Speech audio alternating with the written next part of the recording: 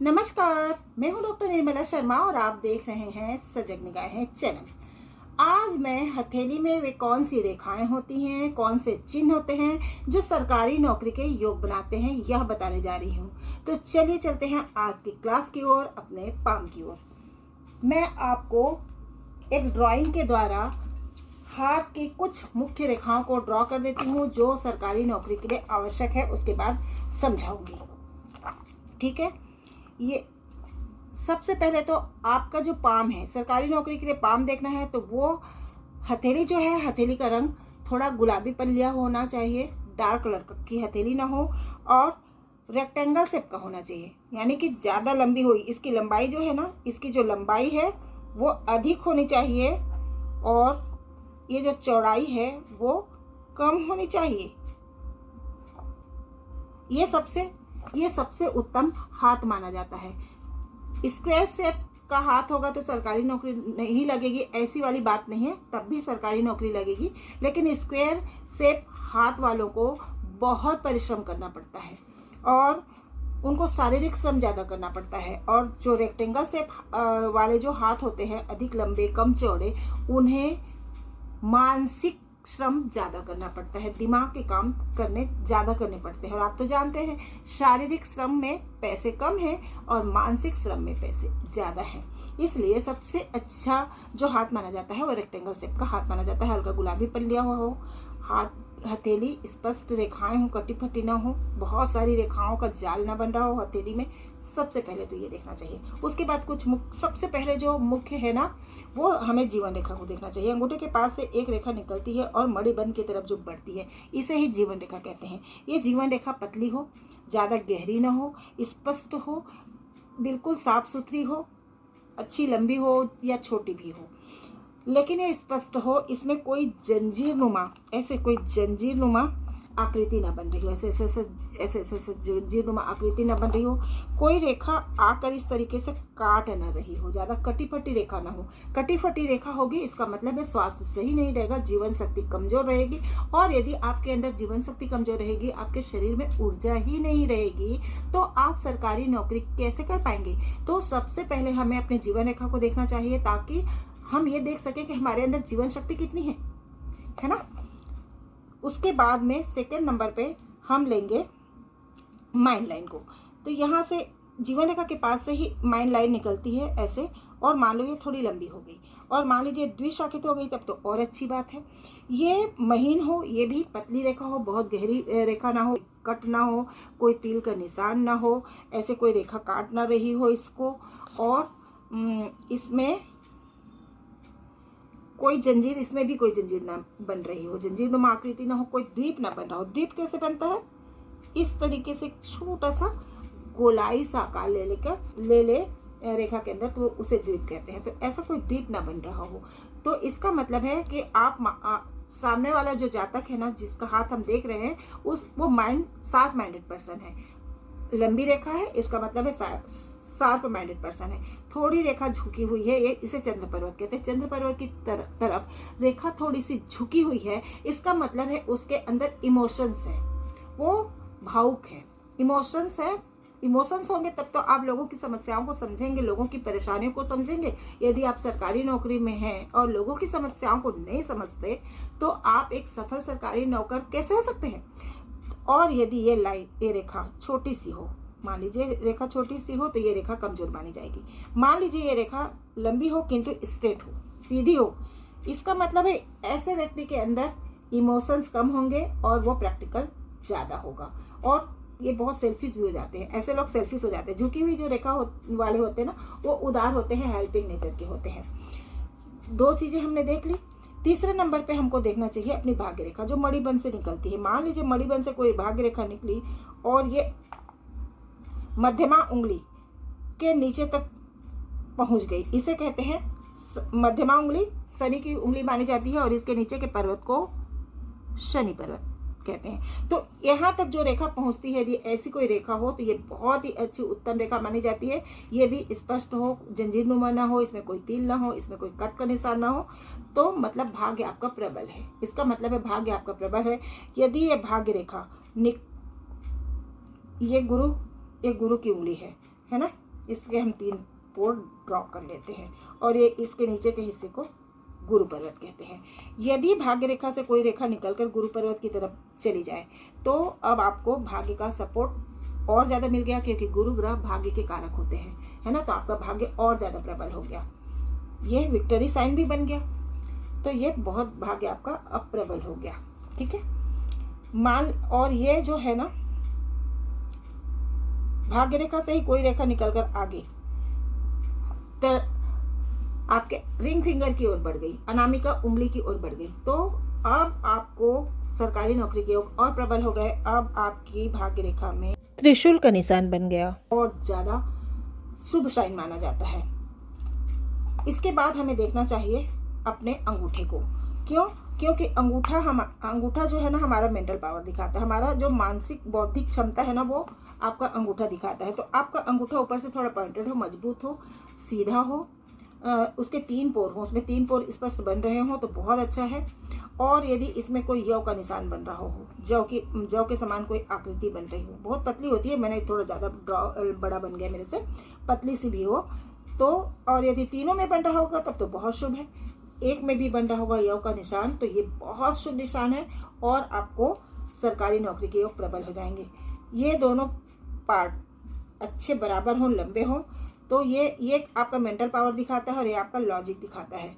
तो ये दोनों ही बराबर होने चाहिए, या ये बड़ा है और ये छोटा है तो भी चलेगा, आपका मेंटल पावर ज़्यादा है, और यदि ये बड़ा है और ये छोटा है तो इसका मतलब है आपके अंदर लॉजिक ज़्यादा है ना। आप ज़्यादा लॉजिक लगाते हैं, हर चीज़ में आप लॉजिक ढूंढते हैं, इसका ये मतलब है। इसमें मान लीजिए कोई शुभ साइन बना हो, इस अंगूठे के इस हिस्से में कोई शुभ साइन बना हो, कोई त्रिभुज बना हो, कोई त्रिभुज ऐसे बना हो, त्रिभुज, कोई चतुर्भुज बन रहा हो, इसमें चक्र बना हो, गोल ऐसे गोल गोल गोल गोल गोल ऐसे चक्र बना हो, तो ये बहुत ही शुभ साइन माना जाता है। इसमें ऐसी खड़ी खड़ी लाइनें हों तो इसे प्रोग्रेसिव लाइन कहते हैं, ऐसे खड़ी खड़ी लाइनें हों। यहाँ पे ये इसके नीचे के इसके नीचे के का जो क्षेत्र होता है ये उभार लिया हुआ हो, इसमें भी कोई शुभ साइन बन रहे होंगे, इसमें भी कोई ऐसी खड़ी रेखा जा रही होगी, तो अब आपको सरकारी नौकरी के योग आपके प्रबल बनते जा रहे हैं। ठीक है, इसमें से कोई भी साइन हो तो भी आपके सरकारी नौकरी के लिए काफ़ी सहायक होंगे। अभी तो मैं मुख्य जगह आई ही नहीं हूँ, अभी तो मैं सिर्फ सहायक चीज़ों को बता रही हूँ आपको कि सरकारी नौकरी के लिए कौन कौन सहायक चीज़ें होनी चाहिए आपके पाम में। ये हो गया। उसके बाद में अब आते हैं हम कुछ मुख्य बिंदुओं पर आते हैं। उसके बाद में हमको सबसे पहले अब देखनी चाहिए तर्जनी उंगली को। तर्जनी उंगली सुडौल हो, ऊपर पॉइंटेड हो, तीनों पोर स्पष्ट रूप से बन रहे हों, ऊपर की तरफ ऐसे चक्र बना हो और कभी कभी शंख की भी आकृति यहाँ बनी होती है। इसमें ऐसे खड़ी खड़ी लाइनें हों, इसमें यव की आकृति बन रही हो, इसके पोर में यव की आकृति बन रही हो, द बेस्ट साइन है। एक में बन रही हो या तीनों में बन रही हो तो बहुत अच्छा। अब आपका भाग्य बहुत प्रबल हो गया। गुरु ग्रह भाग्य के कारक होते हैं, तो गुरु ग्रह प्रबल हो गया यानी कि आपका भाग्य प्रबल हो गया। तर्जनी उंगली गुरु ग्रह को रिप्रेजेंट करती है। उसके बाद में इसके नीचे के हिस्से को तर्जनी उंगली के नीचे के हिस्से को गुरु पर्वत कहते हैं। गुरु पर्वत हल्का पिंकिश हो, उभरा हुआ हो, हल्का उभार लिया हुआ हो, गुरु पर्वत हो, तो आपका गुरु ग्रह स्ट्रांग हो गया। आप नेतृत्व लीडरशिप देता है, ये आपको लीडरशिप देता है। लीडरशिप की जो क्वालिटी है वो आपके गुरु ग्रह से ही देखी जाती है। इसमें ऐसी कोई रेखा निकल रही हो, इसको कहते हैं गुरुवलय। ऐसी कोई रेखा निकल रही हो तो ये बेस्ट है। ये सब सरकारी नौकरी के लिए आपको बहुत ज़्यादा लाभ दिलाने वाले हैं। सरकारी नौकरी के योग आपके प्रबल बन रहे हैं। इसमें कोई खड़ी खड़ी रेखा हो, जीवन रेखा से कोई रेखा निकलकर इस तरह से एक रेखा, दो रेखा या छोटी छोटी भी रेखा यहीं तक निकलकर गुरु पर्वत की तरफ बढ़ रही हो तो इसे प्रोग्रेसिव लाइन कहते हैं। और ये आपके जीवन में कंटिन्यू सक्सेस दिलाता है, कंटिन्यू सक्सेस। आपके मनोकामनाओं को, आपके डिजायर को फुलफिल करने वाली रेखा है। ये जीवन भर आपको उच्च शिखर पर पहुंचाने के लिए आपको सपोर्ट करती रहेगी। ये प्रोग्रेसिव लाइन बहुत ही शुभ रेखा मानी जाती है। यदि कोई रेखा इस तरह से निकलकर गुरु पर्वत तक पहुंच गई तो द बेस्ट है। गुरु पर्वत गुरु पर्वत पर कुछ शुभ साइन बन रहे हो। चलिए मैं अभी इससे बताती हूँ। गुरु पर्वत पर कुछ शुभ साइन बन रहे हो। ये है गुरु पर्वत। गुरु पर्वत पर कोई त्रिभुज बन रहा हो, कोई चतुर्भुज बन रहा हो, कोई काइट का निशान बन रहा हो। काइट का निशान कैसे बनता है? ऐसे ऐसे ऐसे। कोई काइट का निशान बन रहा हो, कोई फ्लैग बन रहा हो, है ना, तब आप झंडे गाड़ेंगे। कोई फ्लैग बन रहा हो। कमल का फूल भी बनता है। कभी कभी ऐसे 3 पंखुड़ी से ही मात्र कमल के फूल बनते हैं। इस तरीके से मात्र 3 पंखुड़ी बनी होगी। देखो मैं इसमें ड्रा करके बताती हूँ कमल के फूल कैसे बनते हैं। कमल का फूल ना 1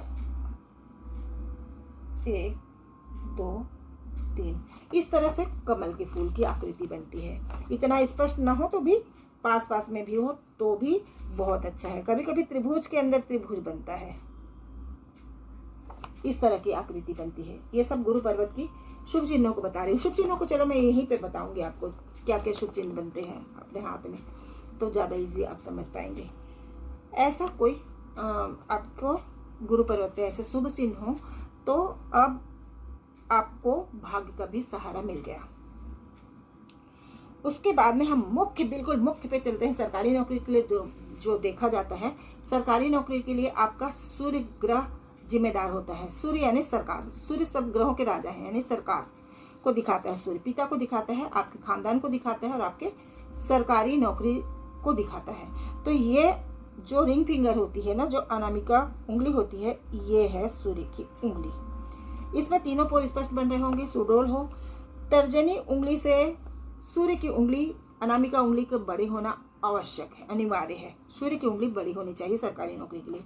इसमें ऐसे चक्र बन रहा हो, खड़ी खड़ी लाइनें हो, इसमें कोई फ्लैग बन रहा हो कहीं पे भी, किसी भी पोर में, इसमें कहीं पे भी ऐसा कोई फ्लैग बन रहा हो, या त्रिभुज बन रहा हो, चतुर्भुज बन रहा हो, है ना, इसमें कोई कमल का फूल बन रहा हो, तो अब आपकी अनामिका उंगली स्ट्रांग हो गई, आपकी सूर्य की उंगली स्ट्रांग हो गई। इसके नीचे के पर्वत को सूर्य पर्वत कहते हैं।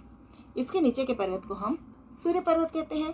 तो ये सूर्य का पर्वत अच्छा उभार लिया हुआ हो तो सरकारी नौकरी के योग बन गए। सूर्य का पर्वत कभी कभी दबा होता है, लेकिन यदि इसमें कोई रेखा है इस तरह से, देखिए स्पष्ट ये रेखा, वो उधर से काट, ये भाग्य रेखा से मिल गई ना, तो इसलिए ऐसा आपको लग रहा है। मैं दूसरे में समझाती हूँ, अपने हाथ में समझाती हूँ सूर्य रेखा को, ठीक है। तो मान लीजिए ये सूर्य का जो पोर है ये उभरा हुआ होना चाहिए, हल्का पिंकिश होना चाहिए। सूर्य का पर्वत यदि दबा हुआ है किंतु इसमें कोई सूर्य की रेखा निकल गई तो भी अब आपके सरकारी नौकरी के योग प्रबल हो गए। ये सूर्य रेखा को मान लीजिए यहाँ से भाग्य रेखा जो निकल रही है, वो भाग्य रेखा से निकलकर मान लीजिए कोई शाखा निकलकर सूर्य रेखा को टच कर जाए, तो अब आपको सरकारी नौकरी के लिए आपका भाग्य भी सपोर्ट कर रहा है, ठीक है। यदि सूर्य रेखा से कोई रेखा निकलकर बुध पर्वत की तरफ चली जाए, कनिष्ठा उंगली के नीचे के पर्वत को बुध पर्वत कहते हैं, यदि कोई रेखा निकलकर कनिष्ठा उंगली तक चली जाए, बुध पर्वत तक चली जाए, तो ये अब आपको बुध ग्रह का भी सपोर्ट मिल गया। आपका प्रेजेंटेशन बहुत अच्छा होगा, आपके कम्युनिकेशन स्किल आपका गजब का होगा। अब आप काउंसलिंग के काम को बहुत अच्छे ढंग से कर पाएंगे। सूर्य रेखा से कोई रेखा निकलकर शनि पर्वत की तरफ बढ़ जाए तो अब आपको शनि ग्रह का भी सपोर्ट मिल गया। अब आप प्रशासनिक पद पर होंगे, बहुत अनुशासनात्मक पद पर होंगे और अनुशासन से काम करेंगे, नीतिवान होंगे, न्याय के रास्तों पर चलेंगे, आप नियमों को तोड़ने वाले नहीं होंगे यदि इस तरह की रेखा बन गई। ये द बेस्ट है। यदि सिर्फ 2 आकृति होती तो ये विक्टरी का साइन होता, वी का आकार होता। मान लीजिए सिर्फ ये होता तो विक्टरी का साइन होता, या सिर्फ इधर का होता तो भी विक्टरी का साइन होता, वो भी बहुत अच्छा माना जाता। सूर्य रेखा से, ये सूर्य रेखा है, सूर्य रेखा से एक रेखा निकलकर बुध पर्वत की तरफ चली गई और एक रेखा निकलकर शनि पर्वत की तरफ चली गई, तो अब सूर्य पर्वत पर त्रिशूल का निशान बन गया, जो बहुत ही शुभ शाइन माना जाता है। सूर्य पर्वत पर मान लीजिए कोई सूर्य रेखा पर कोई इस तरह से फ्लैग का निशान बन गया, यानी कि अब आप नौकरी में बहुत उच्च पद पर पहुंचेंगे और अपने झंडे गाड़ेंगे। भाग्य रेखा से कोई रेखा निकलकर, मैं बता चुकी थी पहले उसमें, अब मैं फिर से बता देती हूँ। भाग्य रेखा से कोई रेखा निकलकर सूर्य रेखा को टच कर जाए तो ये बहुत अच्छा साइन हो गया। सूर्य रेखा अच्छी खासी लंबी हो जाए तो सूर्य सरकारी नौकरी के योग प्रबल हो गए। ठीक है, यहाँ से ये जो माइंड लाइन निकलती है ना, ये है माइंड लाइन, ये माइंड लाइन निकल रही है ना, माइंड लाइन से कोई रेखा निकलकर सूर्य रेखा को टच कर जाए, माइंड लाइन से कोई रेखा निकलकर सूर्य रेखा को टच कर जाए, तो अब आपको आपका मेंटल पावर का भी आपको सपोर्ट मिल गया। आप अपने बौद्धिक क्षमता के आधार पर नौकरी में सफलता प्राप्त करेंगे, है ना। आपको नौकरी के लिए आपकी बौद्धिक क्षमता के कारण आपको नौकरी मिलेगी। ये आपको सपोर्ट कर रहा है। ये इसको बाह्य मंगल कहते हैं। बाह्य मंगल से या मंगल क्षेत्र से कोई रेखा निकलकर इस तरह से ऐसे सूर्य रेखा को टच कर जाए, या बाह्य मंगल से कोई रेखा निकलकर, यह सूर्य रेखा नहीं है और बाह्य मंगल से ही कोई एक रेखा निकली और इधर की ओर बढ़ गई है, तो अब आपको प्रशासनिक पद मिलेगा। IAS, IPS जैसी नौकरी मिलेगी, प्रशासनिक पद मिलेगा। सेना में होंगे, सर्जन होंगे, जिसमें अनुशासनात्मक जो पद होते हैं ना, शौर्य, जिसमें शौर्य की जरूरत होती है, साहस की जरूरत होती है, ऐसे पद में आप होंगे। ठीक है, इतने सारे मैंने आपको शुभ चिन्ह बताए, ये सब होंगे तो आपको सरकारी नौकरी के योग प्रबल हो गए। सरकारी नौकरी के लिए कुछ अशुभ चिन्ह बताती हूँ। मान लीजिए आपकी जो माइंड लाइन है, जो आपकी आयु रेखा है, मान लीजिए ये आयु रेखा जंजीरनुमा हो, इसमें कोई तिल का निशान हो, इसको कोई रेखा बार बार काट रही हो, आपकी जीवन शक्ति कमजोर हो गई, सरकारी नौकरी आप कैसे कर पाएंगे? आपका तो स्वास्थ्य खराब रहता है ना।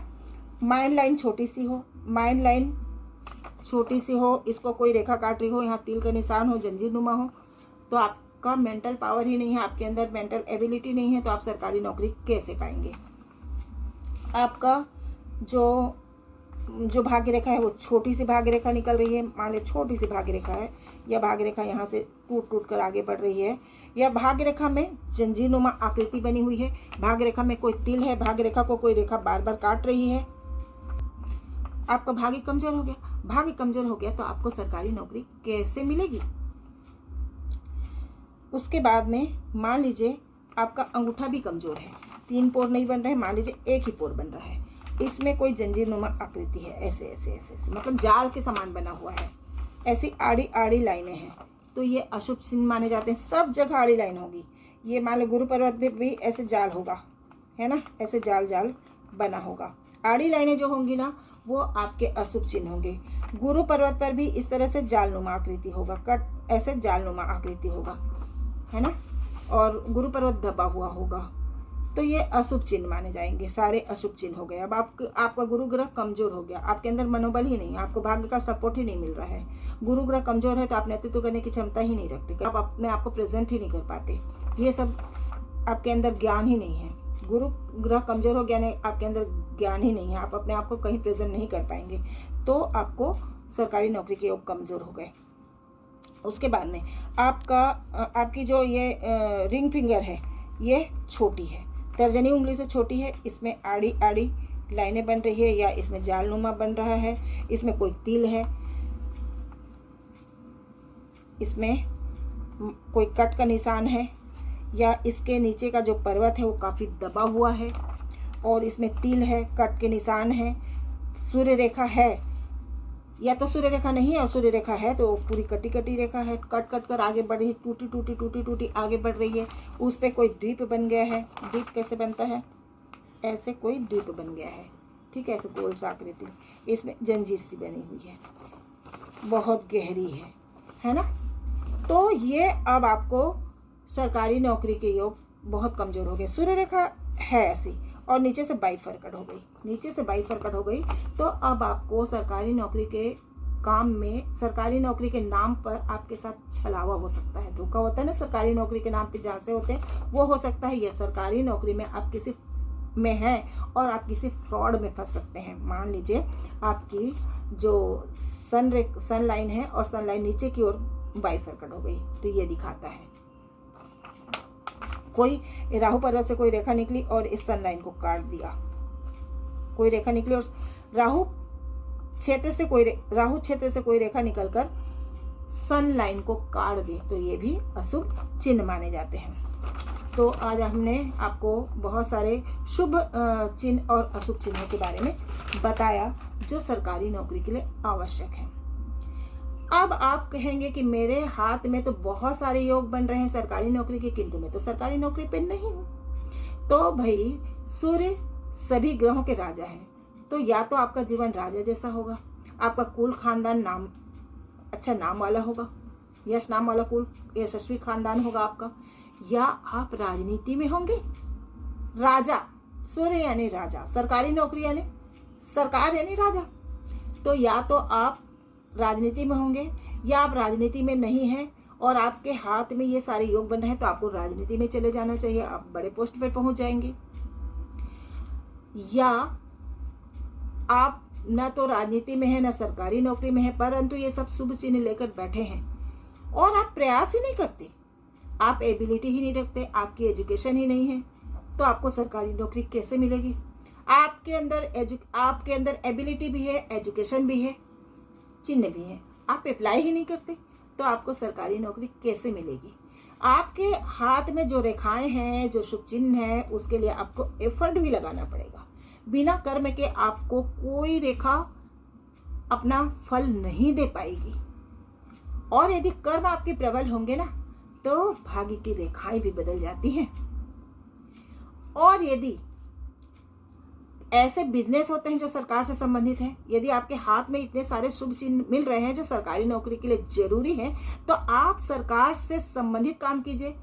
सरकार के ऑर्डर सप्लायर जो होते हैं, सरकार ऑर्डर देती है और उसका सप्लाई जो करते हैं, क्या वो भी तो सरकारी काम ही कर रहे हैं। जो ठेकेदार होते हैं, सरकारी टेंडर्स लेते हैं, वो भी तो सरकारी काम कर रहे हैं, सरकार से मिलकर काम कर रहे हैं। जितने जो पत्रकार होते हैं, उनको तो सफलता मिल ही नहीं सकती सरकार के बिना।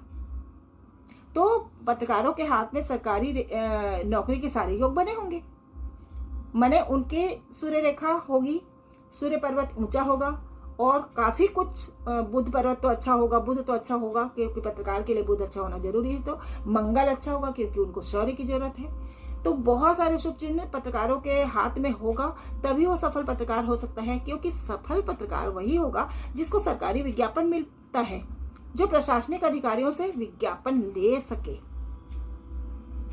तभी वो सफल पत्रकार होगा।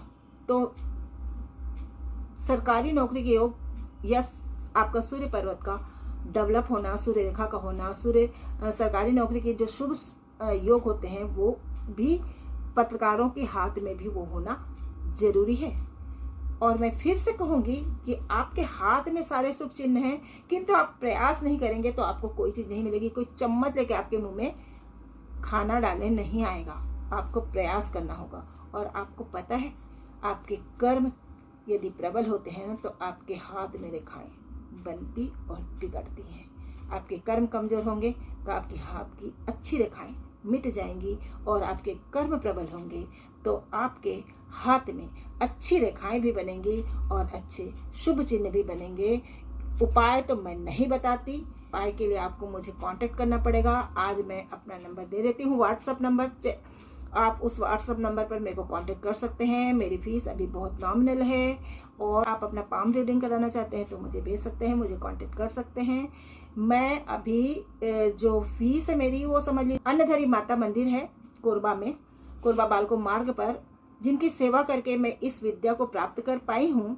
तो वहाँ मैं एक ज्योत जलवाती हूँ 699 रुपए का, ये मेरी फीस है। आप पाम रीडिंग कराना चाहते हैं तो मुझसे संपर्क कर सकते हैं, तब मैं उपाय बताऊंगी। क्योंकि आपके पाम को देखे बिना मैं उपाय नहीं बताऊंगी, आपकी कुंडली को देखे बिना मैं उपाय नहीं बताऊंगी। हाँ, इतना जरूर कहूंगी, कर्म से भाग्य की रेखाएं बदल जाती हैं, हमने बदलते देखा है। तो कर्म करते रहिए, और इतनी गहरी उपयोगी जानकारी दे रही हूँ तो मेरे वीडियो को लाइक कीजिए, शेयर कीजिए, कमेंट्स कीजिए, मेरे चैनल को सब्सक्राइब कीजिए और बने रहे इसी तरह की जानकारी के लिए। जय हिंद, वंदे मातरम।